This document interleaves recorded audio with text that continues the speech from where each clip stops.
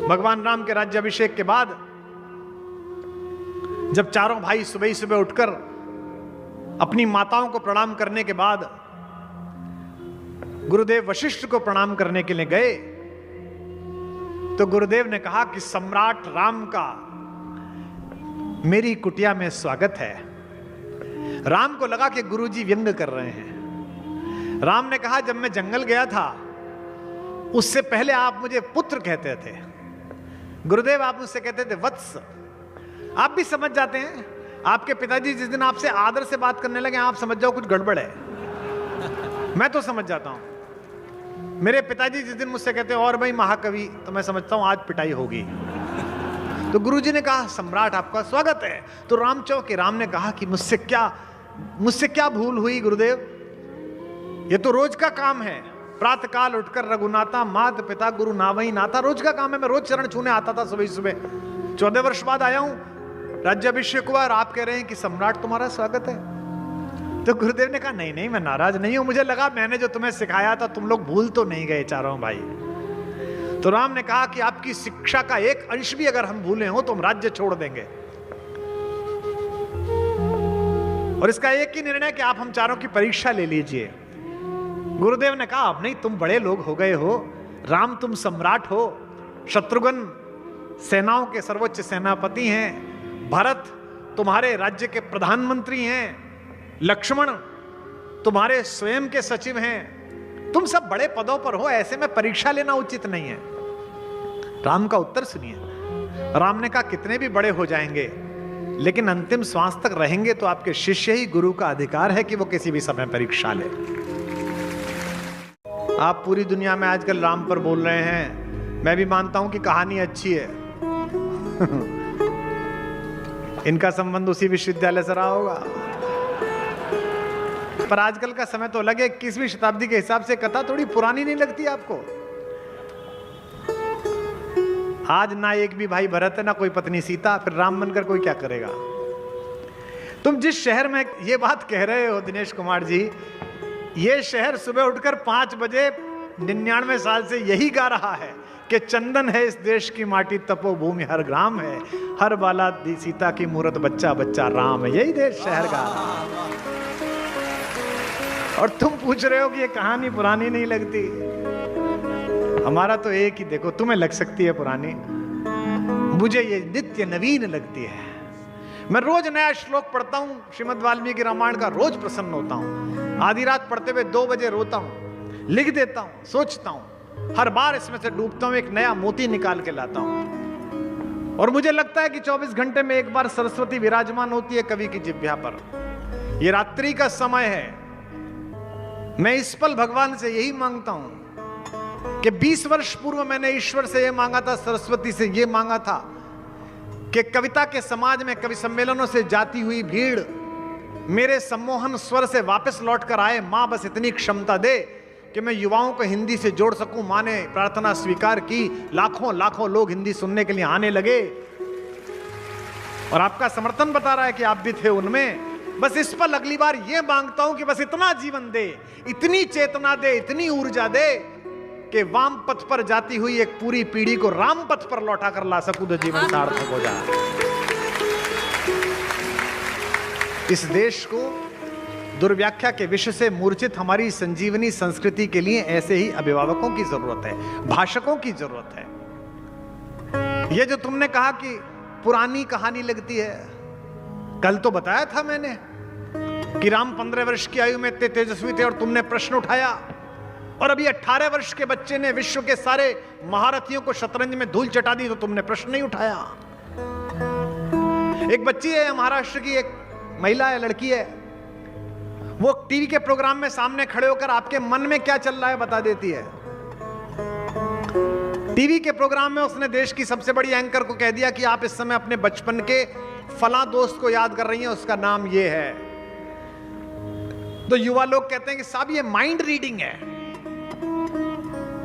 और उत्तर प्रदेश में, मध्य प्रदेश में एक छोटे से गांव में एक युवक है 27 साल का, वो आप सामने बैठते हैं तो लिख के बता देता है कि आपके घर में ये हो रहा है, और लोग कहते हैं कि ढोंग कर रहा है, सिर्फ इसलिए कि वो साधु है। हम कहते हैं कि कर्ण पिशाचिनी विद्या है, तो आप कहते हैं ये कोई विद्या हो सकती है? तुम्हारी मैथमेटिक्स हो सकती है, हमारा ज्ञान नहीं हो सकता है। वाह वाह वाह, हमारा कुत्ता कुत्ता, तुम्हारा कुत्ता टॉमी। ओहो, तुम्हें आदत पड़ गई है कि जो कुछ भी तुम्हें विदेश से मिलता है वो सब अच्छा है, जो तुम्हें उधार मिला है कूड़ा कचरा सब अच्छा है, और जो भारत का नवनीत तत्व है उसमें तुम्हें लगता है नहीं नहीं ये समस्या है, ये समस्या है। ये विश्वविद्यालय जो दिल्ली में, इनसे पूछिएगा लोकतंत्र यूरोप से आया जी, यूनान ने सिखाया। अरे भाई कब सिखाया यूनान ने? अभी सिखाया जी, 300 साल पहले, 400 साल पहले। गर्भभार से खिन्न शकुंतला को दुष्यंत के घर पर पहुंचाने के लिए माता गौतमी गई। रात्रि के दूसरे प्रहर में, यानी कि रात को 3 बजे वो राजा दुष्यंत के महल में पहुंची। महल के बाहर सिपाही खड़े थे, और राजा कौन था? केवल भारत का नहीं था, विश्व का राजा था, पृथ्वी का, ब्रह्मांड का। और माता गौतमी ने पूछा ये राजा दुष्यंत का महल है? बाहर खड़े हुए प्रतिहारी ने कहा, सिपाही ने कहा जी हां। माता गौतमी ने कहा क्या हम उनसे मिल सकते हैं? तो कालिदास लिखता है 1800 साल पहले, 2000 साल पहले, अविश्रमोयम लोकतंत्रस्य सर्वाधिकारः। This is your continuous constitutional right to meet your emperor at any time. यह आपका लोकतांत्रिक अधिकार है कि आप अपने राजा से किसी भी समय मिल सकते हो। यह भारत था। तुम वो पन्ना भूल गए, तुम इधर की तरफ आ गए। इसलिए इस कहानी को पढ़ो दिनेश जी, ये पुरानी नहीं है। ये पुरानी होती तो उतर गई होती अब तक। जिसने पुरानी बताया और जिन्होंने काल्पनिक बताया वो उतर गए इसके चक्कर में। इतनी नई कहानी है ये। इसके सारे पात्र महान हैं, केवल एक नायक नहीं है इसमें। वो नायकों के नायक केवल एक नहीं है, उनके चारों तरफ सब नायक हैं। बहुत सामान्य से सामान्य कैरेक्टर भी वहां नायक है। परिवारों में अगर ये कहानी घटित हो रही है तो परिवार में अयोध्या का मंगल है, और परिवार में अगर महाभारत घटित हो रही है, सुचक्रम नैव दास्यामि विना युद्धेन केशव, तो महाभारत का दंगल है। लेकिन एक बात दिनेश आपको भी करनी पड़ेगी, और दिनेश जी को बताना मैं सही कह रहा हूं। तुमने कहा कि भरत और लक्ष्मण जैसे भाई नहीं मिलते, हो सकता है तुम्हें ना मिले हों। भरत और लक्ष्मण जैसा भाई बनने के लिए पहले स्वयं राम बनना पड़ेगा। उसको अंदर से लाओ ना, अन्यथा तो पड़े मिलोगे। बड़ी दूर दूर से लोग सुनने के लिए आए। नोएडा से हमारे ये 2 परिचित लोग बैठे। हमारे यहां एक बड़ा बड़ा भारी रईस परिवार था, बड़ा भारी रईस। अचानक उठे, एकदम रईस हो गए। वो एकदम पैसा कमा लिया उन्होंने, शराब के व्यापार में और अन्य व्यापारों में। छोटे भाई को एक छोटा सा फार्म हाउस चाहिए था 50 करोड़ का, जो उसके नाम था, और 1 लाख करोड़ के व्यापारियों ने एक दूसरे को गोली मार ली। और पहला जो दृश्य आया तो टाटा टेम्पू में दोनों एक दूसरे के साथ पड़े हुए थे। बड़े वाले भाई की बाह पर छोटे वाले भाई का सिर था। दृश्य देखा और मैंने कहा यही भरोसे की बाह अगर जिंदा रहते लगा दी होती तो तू भी जीवित रहता और ये भी जीवित रहता। तो दिनेश जी आपको लक्ष्मण इसलिए नहीं मिल रहा क्योंकि आप राम नहीं हो रहे, अन्यथा तो इससे अनमोल कुछ था ही नहीं। आपने किसी और चीज को अनमोल समझा होगा। भगवान राम के राज्याभिषेक के बाद जब चारों भाई सुबह ही सुबह उठकर अपनी माताओं को प्रणाम करने के बाद गुरुदेव वशिष्ठ को प्रणाम करने के लिए गए, तो गुरुदेव ने कहा कि सम्राट राम का मेरी कुटिया में स्वागत है। राम को लगा कि गुरुजी व्यंग कर रहे हैं। राम ने कहा जब मैं जंगल गया था उससे पहले आप मुझे पुत्र कहते थे। गुरुदेव आप मुझसे कहते थे वत्स। आप भी समझ जाते हैं, आपके पिताजी जिस दिन आपसे आदर से बात करने लगे आप समझ जाओ कुछ गड़बड़ है। मैं तो समझ जाता हूं। मेरे पिताजी जिस दिन मुझसे कहते हैं और भाई महाकवि, तो मैं समझता हूं आज पिटाई होगी।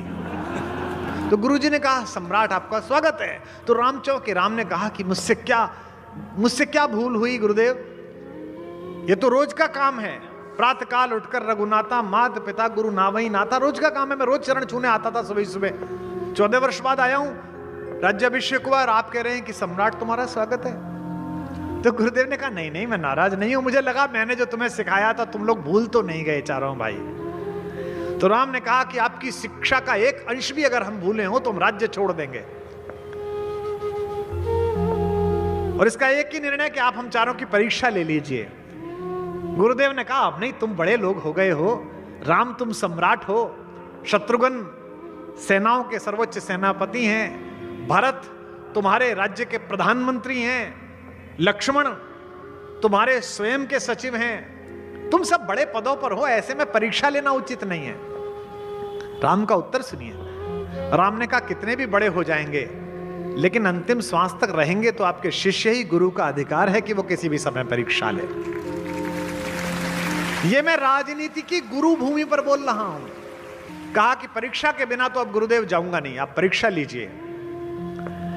गुरु वशिष्ठ ने कहा लंबी परीक्षा नहीं लेता। अच्छा तुम चारों भाई बैठ जाओ, एक एक करके बताओ नीचे से शत्रुघ्न से ऊपर तक, जीवन में सबसे अनमोल वस्तु क्या लगती है तुम्हें? शत्रुघ्न तुम बताओ, लक्ष्मण तुम बताओ, राम तुम बताओ, भरत तुम बताओ।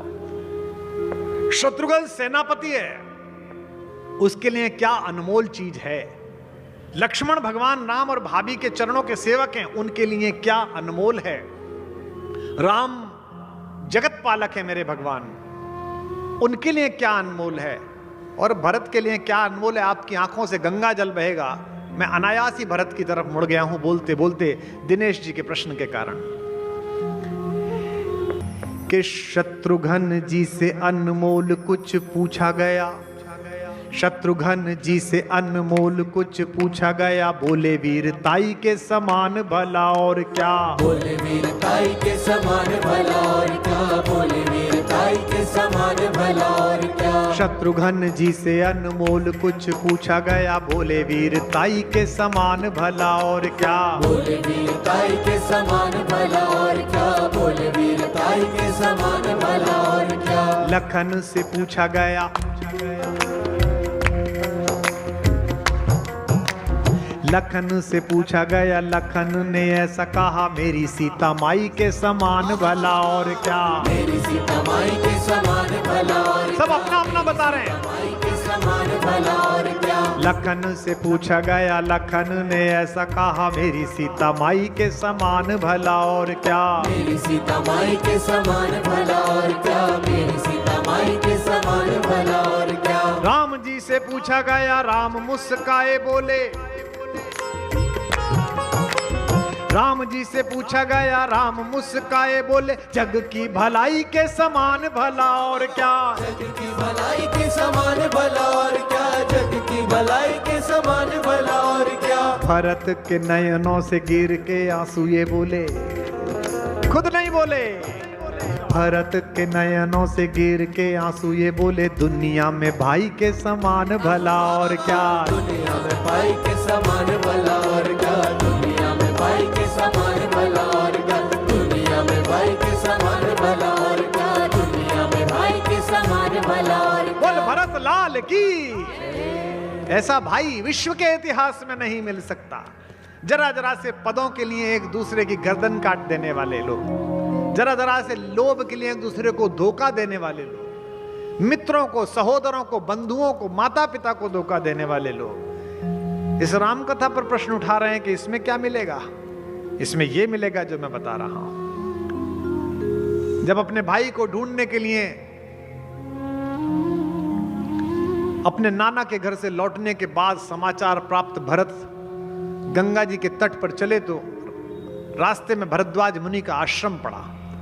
सम्राट ने रात वहां बिताई है। सुबह जब सम्राट भरत जाने लगे राम जी को लेने के लिए तो महर्षि भरद्वाज के चरण छूते समय उनका चेहरा थोड़ा कुमलाया हुआ था। महर्षि ने कहा कि राजा, अब आप अयोध्या के राजा हैं, राजा का चिंतित होना प्रजा के हित में नहीं है। आपके चेहरे पर शंका नहीं दिखनी चाहिए प्रजा को। किस लिए चिंतित हैं? भरतलाल जी ने कहा कि महाराज चिंतित नहीं हूं, भ्रम में हूं, जिज्ञासु हूं कि मेरा तो इस काम में कोई हाथ भी नहीं था। ये तो मेरी मां ने दुर्बुद्धि में कर दिया। मुझे ये पता नहीं कि भैया मुझे अब भी उतना प्रेम करते हैं या नहीं करते हैं। वो मुझसे घृणा तो नहीं करने लगे होंगे। ऋषि भरद्वाज ने जो कहा वो आपकी आंख से आंसू लाएगा। महर्षि ने कहा, मैं तो वीतरागी सन्यासी हूं, मैं गृहस्थों की मर्यादा नहीं समझता। बस इतना समझता हूं कि सुबह जब राम जी, सीता जी और लक्ष्मण जी जा रहे थे और गंगा पार करने के लिए हमारे पंडित संकल्प कराने के लिए आए, तो चेहरे पर बड़ी प्रसन्नता थी वनवास जाते समय। लेकिन जैसे ही हमारे पंडित ने स्वस्ति वाचन करते हुए कहा, जम्बू द्वीपे भरत खंडे, यह आपका नाम सुनकर ही उनके हाथ से ताली छूट गई और गंगा की रेती पर आपका नाम लेकर जोर जोर से रोने लगे कि मेरा भाई भरत अकेला रह गया, मेरा भरत अकेला रह गया। ये है प्रेम। अपने आंसू से गंगा को धोते रहे, अपने आंसू से गंगा को धोते रहे। गंगा से आंसू नहीं धो रहे हैं, आंसू से गंगा धो रहे हैं, देखिएगा। अपने आंसू से गंगा को धोते रहे, अपने आंसू से गंगा को धोते रहे। हाथ में जल लिए राम रोते रहे, हाथ में जल लिए राम रोते रहे। अच्युतम केशवम कृष्ण दामोदरम, अच्युतम केशवम कृष्ण दामोदरम। राम नारायणम जानकी वल्लभम, राम नारायणम जानकी वल्लभम। अच्युतम केशवम कृष्ण दामोदरम, अच्युतम केशवम कृष्ण दामोदरम। राम नारायणम जानकी वल्लभम, राम नारायणम जानकी वल्लभम, राम नारायणम जानकी वल्लभम। बोल सियावर रामचंद्र भगवान जय। यह पीड़ा, यह अपने भाई को लेकर सोचिए, विश्व का साम्राज्य 14 साल फुटबॉल की तरह दो भाइयों के बीच ढोलता रहा। एक राम कथा में उल्लेख आता है कि जब भगवान पर्णकुटी बनाने के लिए गए तो वन देवी वहां उनसे मिलने के लिए पहुंची। वन की देवी ने कहा कि मेरे पुरखों का सौभाग्य, जो मर्यादा पुरुषोत्तम आपके दर्शन हुए, इस निबिड़ जंगल में रहने के लिए मैं आपके लिए क्या सुविधा की व्यवस्था करूं।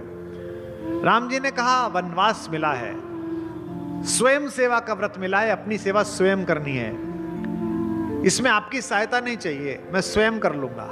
फिर भी उसने कहा, मुझे कुछ तो आदेश दीजिए ताकि मैं कृतार्थ अनुभव करूं कि ईश्वर के लिए मैं कृतज्ञ हुई। भगवान ने कहा कि बड़े संकोच से आपसे मांगता हूं, अगर हो सके तो इतना कर दीजिए कि जिस मार्ग से मैं आया हूं उसमें कंटक बहुत थे, कांटे बहुत थे, कांटे हटा दीजिए।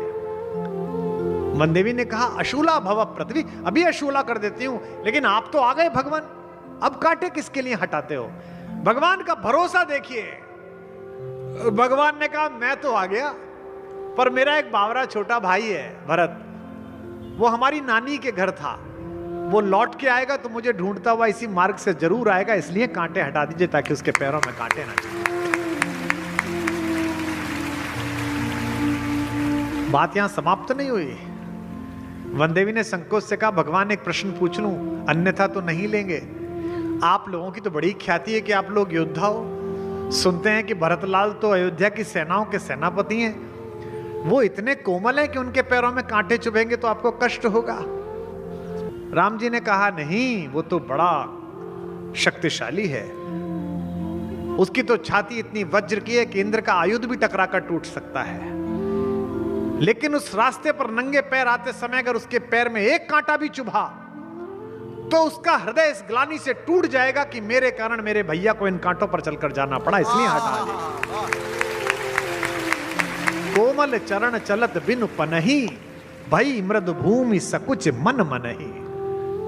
भूमि भी संकोच में आ गई। जैसे ही कोमल पद पड़ा भरत का, भूमि संकोच में आ गई कि हाय, इसको कष्ट नहीं देना है। कोमल चरण है और भरत जी बिना जूते के चल रहे हैं, यह देखकर पृथ्वी संकोच में आ रही है। यह सुख तो राम को भी नहीं मिला। प्रभु के लिए तो क्या असंभव है, यह सुख तो पृथ्वी ने राम को भी नहीं दिया जिसको पैदा किया है। उसका कारण क्या है? यह पूछा था मुझसे प्रश्न किसी ने संगमनेर में, मैं आया था बोलने के लिए कि आपने ये बात बोली कल, इसका उत्तर बताइए। कि भगवान के समय तो पृथ्वी संकोच में नहीं आई, भरत जी के चलते ही संकोच में आ गई। क्यों? भगवान स्वयं कष्ट सह सकते हैं, लेकिन उन्हें प्रेम करने वाला कष्ट में रहे यह नहीं सह सकते हैं।